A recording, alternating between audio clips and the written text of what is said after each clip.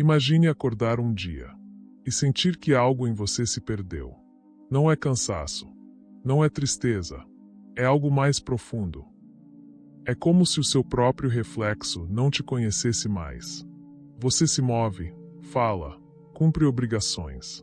Mas lá dentro, há uma ausência. Um vácuo silencioso, onde antes existia propósito.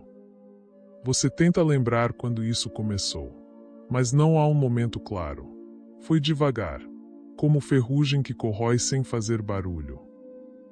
Você se tornou funcional, mas desconectado, presente no corpo, ausente na alma. E então, em um dia qualquer, sem aviso, essa verdade pesa. Ela não grita. Ela apenas permanece, como um espelho que se recusa a mentir. Você percebe que ninguém vai te resgatar.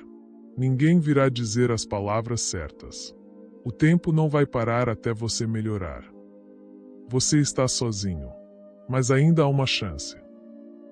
Não de voltar a ser quem era, mas de se tornar irreconhecível. De reconstruir a si mesmo, não como foi, mas como sempre soube que poderia ser. E tudo o que essa jornada precisa é de 7 dias. 7 dias de silêncio, verdade e ação. Vamos ao primeiro dia. Silencie o ruído. Foi nesse ponto, entre o colapso e o despertar, que ele fez uma escolha. Não a escolha de vencer, mas a escolha de ouvir. Naquele primeiro dia, ele desligou tudo. Não por rebeldia, mas por necessidade.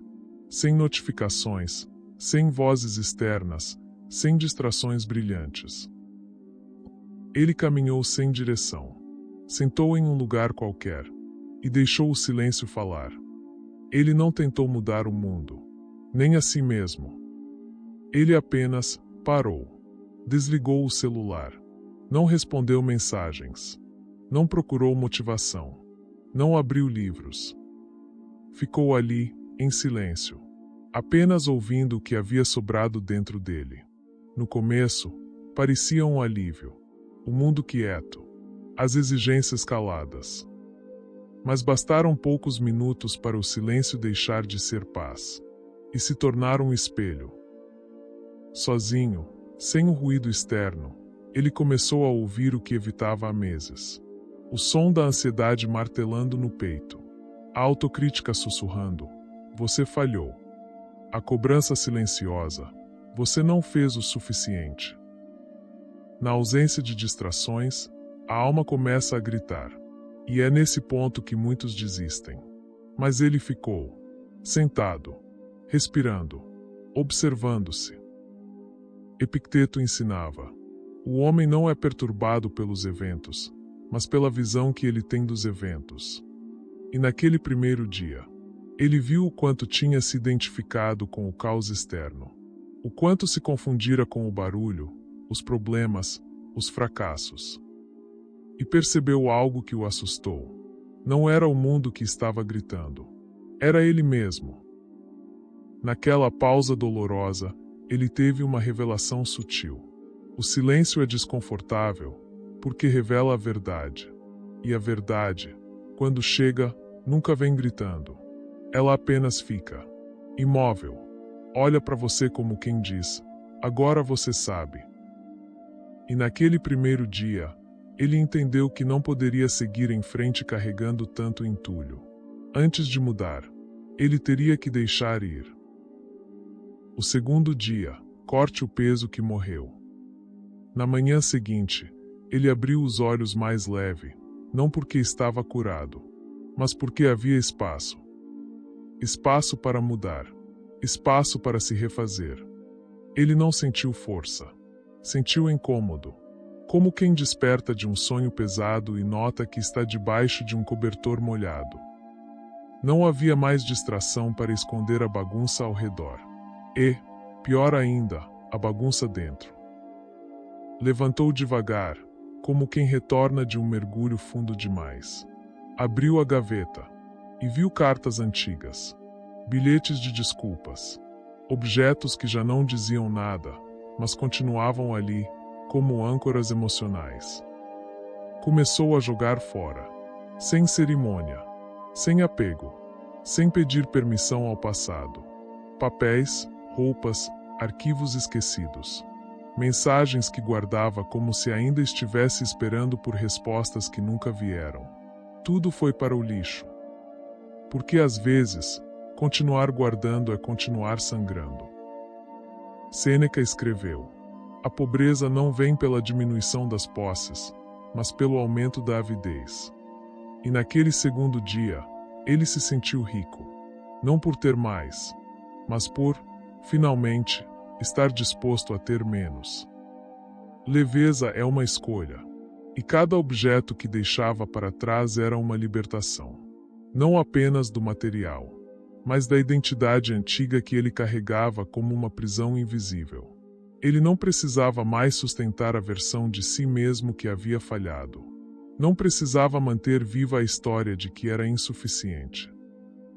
Ao limpar a casa, ele estava limpando a alma. E naquele segundo dia, ele não chorou. Mas quando terminou, sentou no chão, suado, cercado por sacos de lixo. E sorriu. Pela primeira vez em muito tempo, sentiu que algo estava nascendo. O terceiro dia, abraça a disciplina silenciosa. E então, veio a resistência. A mente tentou sabotá-lo. A cama tentou segurá-lo. E tudo dentro dele gritou: volta ao conforto. O corpo pesava. Mas não era só o corpo. Era a mente arrastando correntes invisíveis. Ele acordou com o impulso de adiar, de se dar um dia de folga, de dizer a si mesmo que estava indo bem demais para não merecer descanso. Mas alguma coisa dentro dele já tinha mudado. Uma voz mais firme, menos emocional, mais estoica. Ele levantou, devagar, com o rosto ainda marcado pelo travesseiro, e saiu para caminhar. O céu estava cinza, a rua vazia. Cada passo era uma batalha, mas ele não recuava. Marco Aurélio escreveu: ao acordar, lembre-se, fui feito para o trabalho, não para o repouso. E naquele dia, o trabalho era consigo mesmo. Não havia chefe. Não havia prazo. Não havia plateia. Mas havia uma guerra silenciosa entre o velho eu e o novo que estava nascendo. Fez alongamentos mesmo sem vontade. Leu 3 páginas de um livro que antes considerava difícil demais. Escreveu uma frase no caderno: não sou meu cansaço. Ele entendeu que disciplina não é sobre se sentir bem. É sobre fazer, mesmo quando nada em você quer continuar. É escolher a ordem, quando tudo em volta grita pelo caos. Naquele terceiro dia, ele suou. Não por vaidade, mas por respeito ao que estava se tornando. E quando terminou, não comemorou, não postou, não contou a ninguém. Apenas respirou fundo e ouviu, no silêncio de dentro, um leve eco. Você está voltando. O 4º dia, a dor não é inimiga. Foi aí que veio o teste real. Porque no 4º dia, o passado voltou. Não em fatos, mas em dores. Algo apertou no peito. Sem aviso. Sem motivo. Aquela velha sensação voltou. A de estar perdendo tempo. A de que, mesmo tentando, talvez nada mudasse de verdade. Ele se sentou no sofá e sentiu a garganta fechar. Lembranças vieram como maré. A conversa que nunca teve. A culpa que nunca superou. A ausência de quem já se foi. Era como se todo o progresso dos últimos dias estivesse prestes a ruir, por causa de um único sentimento. Mas ele não fugiu. Dessa vez, ele ficou. Sentiu. Chorou. Permitiu que a dor o atravessasse. Como uma tempestade que você não controla, mas também não amaldiçoa. Marco Aurélio dizia: a dor é uma oportunidade para mostrar virtude. E ali, no silêncio daquele fim de tarde, ele entendeu. A dor não era inimiga. Era um lembrete de que ainda sentia, de que ainda estava vivo.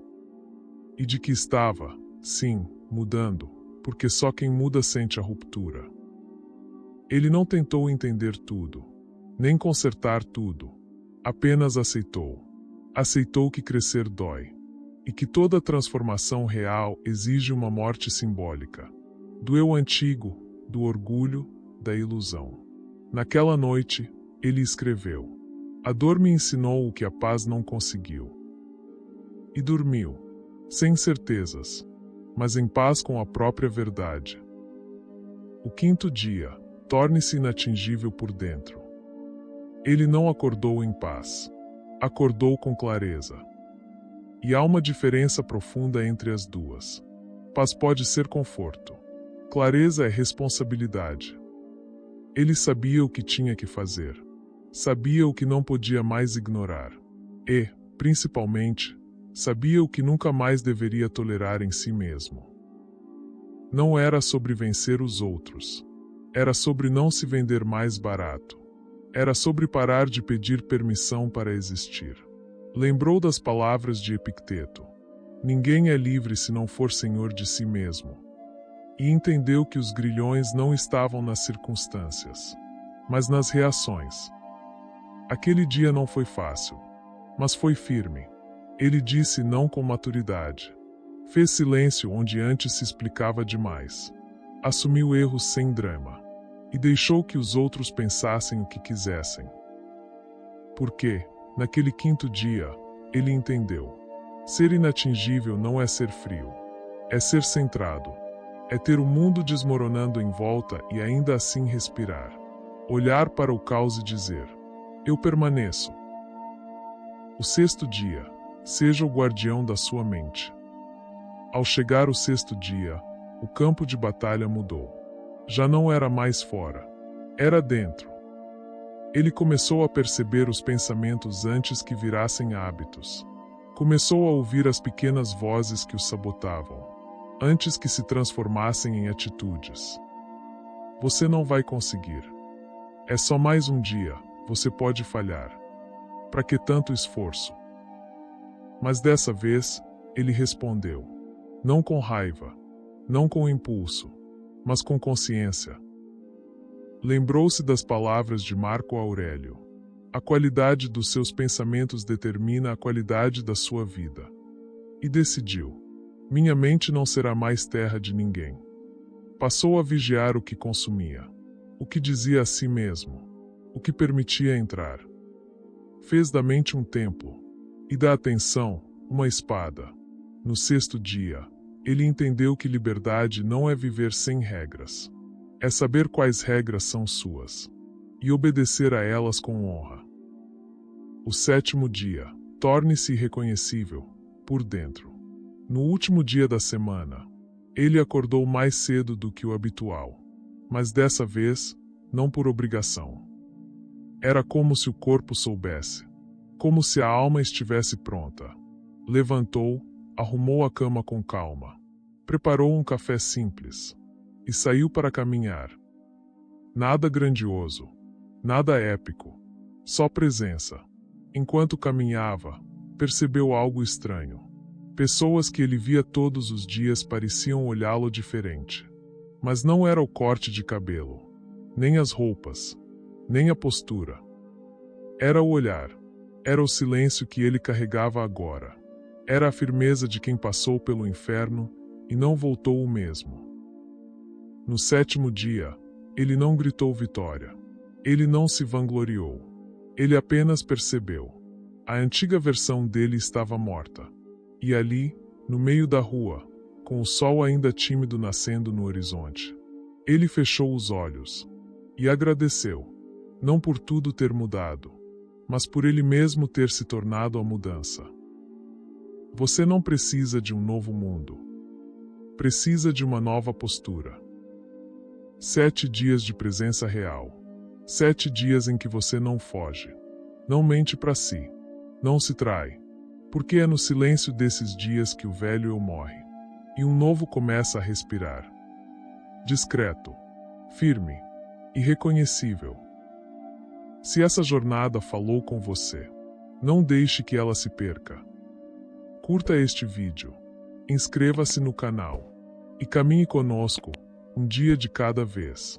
Aqui, toda semana, você encontra a filosofia estoica, mas não como teoria, como prática viva. Como espada afiada, para os dias difíceis. Clique agora em um dos vídeos na tela e continue essa caminhada. Você vai ver. O caminho não termina. Mas você já não é mais o mesmo. Torne-se irreconhecível. E permaneça assim. Essa é a assinatura do estoico.